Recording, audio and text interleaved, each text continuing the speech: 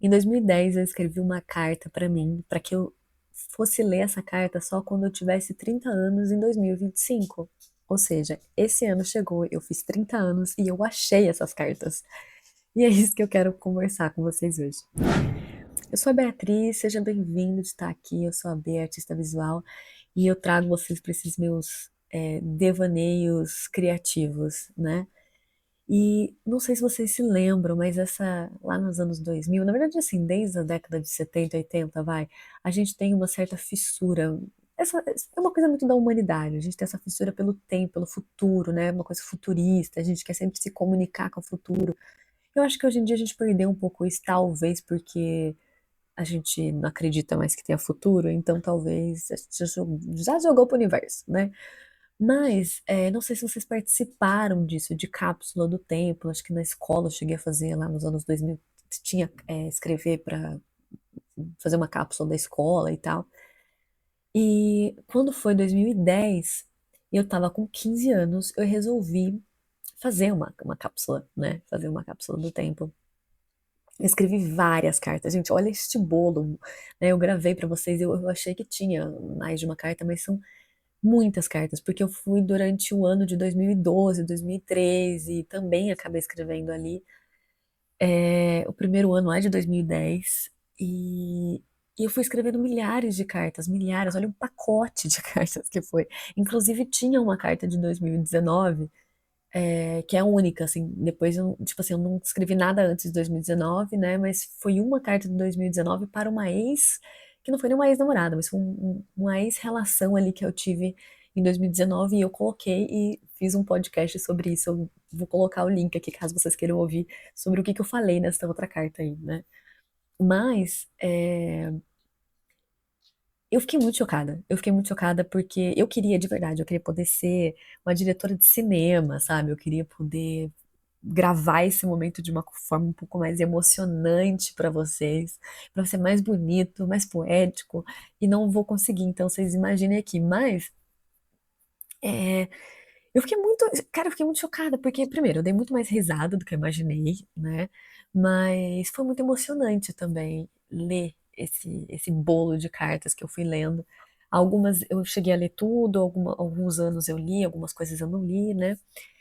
É, E assim, o primeiro, já vou colocar aqui pra vocês o primeiro trecho que eu achei maravilhoso, tá? Talvez eu esteja fazendo você pensar algo que possa mudar o seu futuro, que, mesmo que estando no mesmo eu estando no passado e nem te conhecendo. Ou seja, eu escrevi pra mim mesma algo pensando que talvez se eu lesse hoje em dia poderia mudar. Ou seja, eu criei meu próprio efeito borboleta. Sabe, tipo, porque. E também é uma reflexão que eu falei, nossa, será que alguma coisa vai mudar? Porque eu vou levar pra terapia várias coisas que trouxe nessas cartas. E eu fiquei pensando, nossa, será que alguma coisa vai mudar, sabe? Na minha vida, reflexões, né? E graças a essas reflexões. Então. E eu fiquei, cara, e é um efeito borboleta mesmo. Eu acho que até, sei lá, o que eu vou fazer arte, eu acho ter essa conexão com coisas do passado, escrever diários, gravar vídeo, é que a gente se perdeu um pouco nessa coisa de revelar, tal, mas ter um canto para você guardar coisas que você possa olhar no futuro, porque esse olhar se a gente for para pensar, esse olhar do futuro pode mudar, dependendo do que você está vendo. Então, dependendo do que eu li nessas cartas, podem mudar a minha reflexão sobre a vida. Então, eu mesma no passado mudei o meu futuro. Mas assim, de uma outra forma, entendeu? Tipo, eu achei interessante essa maluquice que apareceu. É, eu fiquei chocada quando eu falei de Deus. E quando eu falei de homens também, né? É, primeiro que homens, o que eu tenho a ver, né? Eu sou uma pessoa pansexual, mas basicamente eu não convivo muito com homens, eu não faço. Homens assim não fazem muito parte da minha vida. Fazem, mas numa minoria, muito. Numa minoria realmente, né? Tinha muitos cantores também que eu era apaixonada, adolescente, muito adolescente. Então tinha muitas bandas que nem existem mais e que eu era apaixonada e tal. E eu fiquei muito chocada com a questão de Deus, assim, a questão da religião na minha vida, porque eu não sabia que eu era uma jovem crente. Fiquei chocada, menina. Era uma jovem crente, sim. Só que esse lugar da espiritualidade para mim mudou muito também hoje em dia, mas ele tá no mesmo lugar que se encaixava quando eu era adolescente, que é um certo apoio, sabe? Tipo, hoje em dia minha espiritualidade é totalmente diferente disso, não sou uma pessoa religiosa, não sou uma pessoa católica, não sou uma pessoa que vai na igreja, nada disso.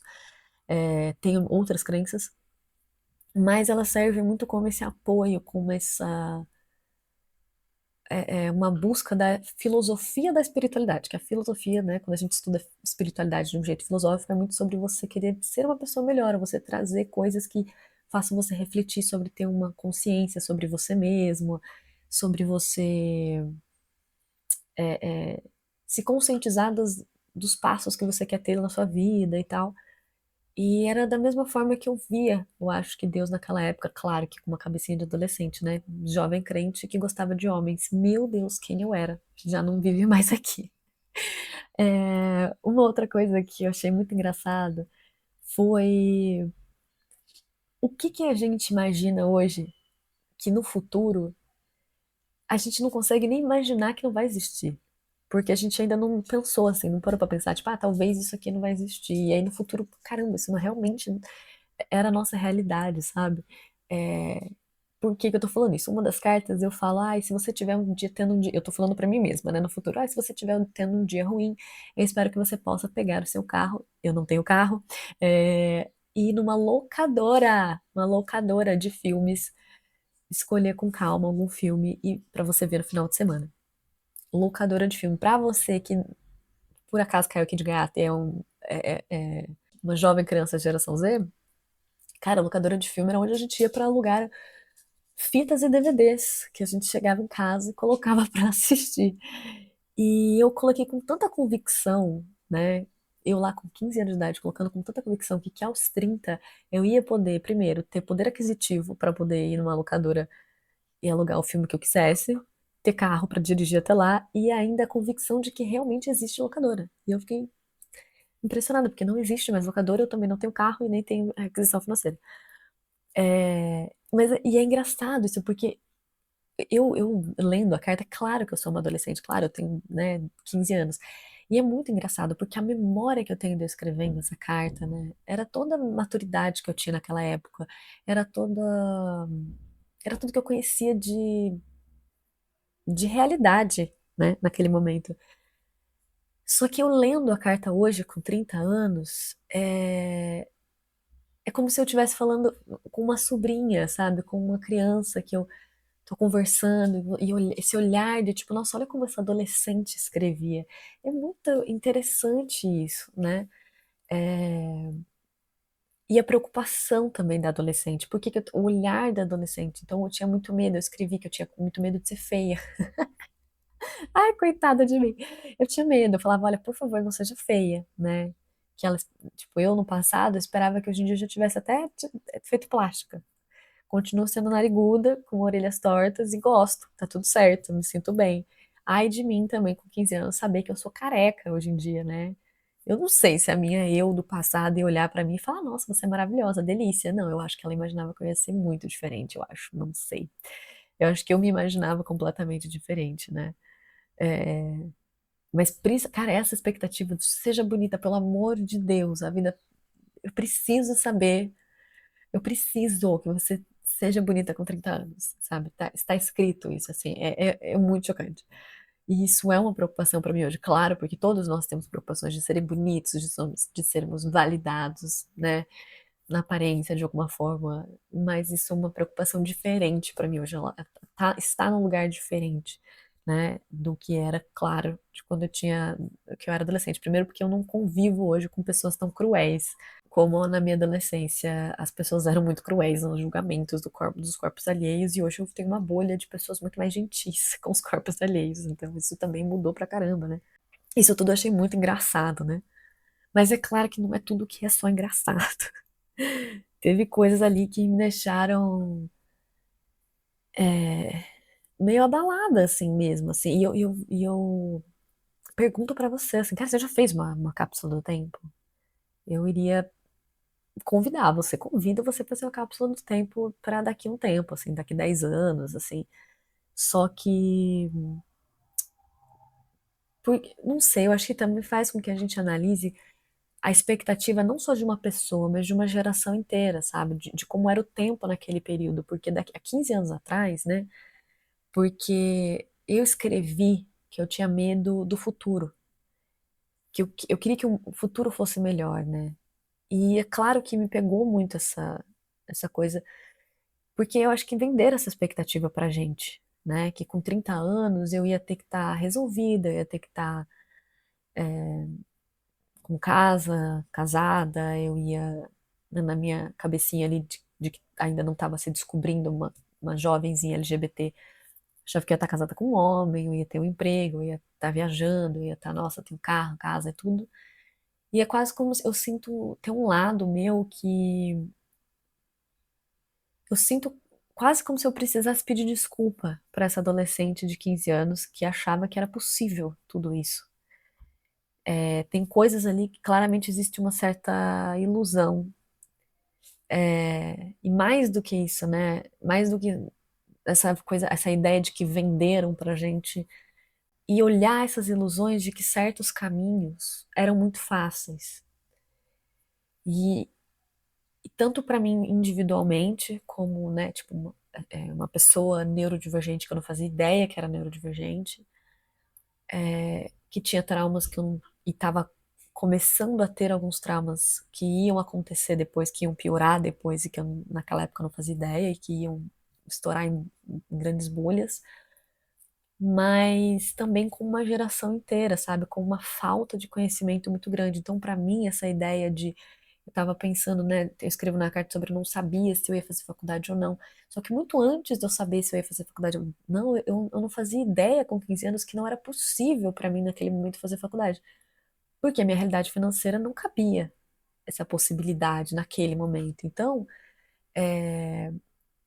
a forma de eu falar de alguns caminhos, a forma de eu falar sobre o quanto eu queria dirigir e o quanto eu iria dirigir e tal, era assim uma ilusão, uma inocência de como aquilo ia ser muito difícil, de como dirigir para mim se tornou um trauma praticamente. E hoje em dia eu ainda não dirijo, eu tenho carta, mas eu não dirijo, porque existem caminhos a ser tomados e que não são tão simples, que dependem de outras pessoas, que dependem de muito mais coisa, né?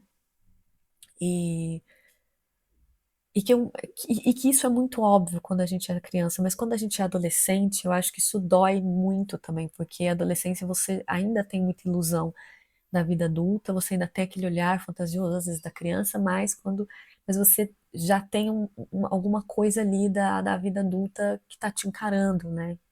Inclusive que tem uma pessoa, né, das cartas que eu fui lendo, teve uma pessoa que falou pra mim que eu deveria ser muito forte. Porque desde sempre eu fui uma pessoa muito sensível. Sempre fui muito sensível com o mundo. Eu sou sensível, à forma de lidar com as coisas, a forma de, né? E essa pessoa falou pra mim que eu deveria ser forte, tipo, quase que uma lição de moral ali que eu tava recebendo. E que o mundo que senão o mundo ele ia me engolir se eu não fosse forte. E essa pessoa foi muito abusiva comigo, essa pessoa, eu tenho noção disso, inclusive lendo as cartas, eu falei, caramba, se eu fosse uma mãe, uma irmã, sei lá, que eu lesse essas cartas, eu iria realmente levar esse adolescente para algum canto e falar, pelo amor de Deus, vamos conversar sobre essa pessoa, porque misericórdia, que pessoa tóxica e abusiva que tá do seu lado, que, né, que apareceu aí do nada. Que era um colega também e tal, não era alguém tão importante assim na minha vida, mas essa frase dessa pessoa ficou muito na minha vida, assim, como se eu tiver, e isso reflete até hoje, eu tenho 30 anos e com 15 anos me falaram, acho que 15, 16 nessa época, já eram outras cartas que me falaram isso, seja forte, senão o mundo vai te engolir. E eu tenho essa sensação até hoje, de, né, de que o mundo tá sempre querendo me engolir, que eu tô fazendo uma força contrária o tempo todo, assim. E ser artista, eu acho que é você fazer uma força contrária muito grande para o mundo não te engolir o tempo todo, né? É muito engraçado, gente. É muito engraçado. Eu faço uma frase super triste, depois falo que é engraçado, kkk. Não, mas é a noção do passado, né? Eu falei, não, não pare nunca de escrever. Eu parei de escrever, eu escrevo hoje, mas tenho meus diários, mas acho que é uma forma de escrever muito diferente. Eu queria seguir a carreira de dança loucamente, não sigo a carreira de dança, embora também não tenha fechado essa porta totalmente. E uma coisa muito fofa que teve nessas cartas todas foram o meu primeiro amor, foi, né, que Eu tive umas paixonites que hoje eu entendo que foram paixonites de verdade, né? Hoje por me conhecer, me reconhecer uma pessoa pan, mas naquela época eu não reconhecia. E também minha primeira paixonite lésbica, né? Minha primeira paixonite sapatão. E não, eu não coloquei, eu escrevi uma carta inteira sobre essa amiga na época, uma carta inteira sobre o quanto ela era importante pra mim e tal. Em nenhum momento eu falo que eu tô apaixonada, em nenhum momento eu falo que eu nomeei isso de amor, mas eu coloquei uma frase que eu quero ler pra vocês, né? Que eu falei assim, foi nesse tempo que eu comecei a sentir estranha perto dela, sentia insegura e nervosa. E eu não nomeei isso como amor nem paixão naquela época. Eu não entendia isso pra validar o suficiente que aquilo era amor ou que aquilo era uma paixão da adolescência, né? E eu achei muito fofo ler essa carta, que eu tenho um carinho muito grande por essa amiga até hoje. Eu tenho um carinho muito grande por essa história de ter sido apaixonada na adolescência por uma menina pela primeira vez e tal, né? E que foi uma paixonite bem solitária, assim, que eu não queria dividir com ninguém, eu também não entendi o que que era aquele sentimento, né? Eu acho que esse sentimento de solitude, de solidão, de medo, medo do futuro, é algo que ainda é muito recorrente na minha vida. Eu tenho 30 anos e a sensação que eu tenho é essa, que, de certa forma, eu sou essa adolescente de 15 anos do mesmo jeitinho. Tipo, esse medo do futuro, esse medo de não se sentir de não se tornar alguém. Tipo, o que que é ser alguém? E eu com 15 anos não me senti alguém. E eu com 30 eu não me sinto alguém, né? Eu ainda tenho, aos olhos de 15 anos, caramba, como eu fracassei aos meus olhos de 15 anos, mas como que muitas coisas eu conquistei nesse caminho, muitas coisas eu aprendi nesse caminho, nesses últimos 15 anos, e ao mesmo tempo a sensação de, caraca, eu não sou ninguém ainda. Eu não sou alguém. E eu imagino que quantos adolescentes eles ainda se sentem assim, não se sentem ninguém, que tem que provar que é alguém o tempo todo, que tem que provar que é. E é aqui eu junto todos os recortes possíveis que fazem uma pessoa se sentir assim, né? E claro que eu vou levar para minha terapia. O que que hoje eu acho que eu considero os itens para se tornar alguém, né? E de certa forma, muitos deles ainda estão presentes até com uma garotinha de 15 anos. E vocês, né? Essa é a minha pergunta. E vocês? Vocês são considerados alguém em relação aos olhos da. Se vocês pudessem conversar com vocês mesmos adolescentes, vocês adolescentes se considerariam alguém hoje em dia? Vocês do passado tinham medo do futuro e hoje vocês estão bem com o futuro? Vocês estão confortáveis com o futuro? Vocês estão confortáveis com o presente do que era o passado de vocês? Como vocês encarariam essa carta da adolescência para vocês mesmos? E se você já fez uma cápsula do tempo, se já fez, por favor, me conta. Se não fez, vai fazer, porque é uma maluquice, é uma coisa muito engraçada, uma coisa meio doida, mas que vale a pena. Olha, eu achei. Valeu o meu dia resolver isso. E claro que eu já estou com a minha terapia e já com a pauta todinha montada. E é por hoje, eu vou ficando por aqui, tá? Um beijo pra vocês. Fiquem bem. E é isso. Boas reflexões. Até a próxima. Tchau!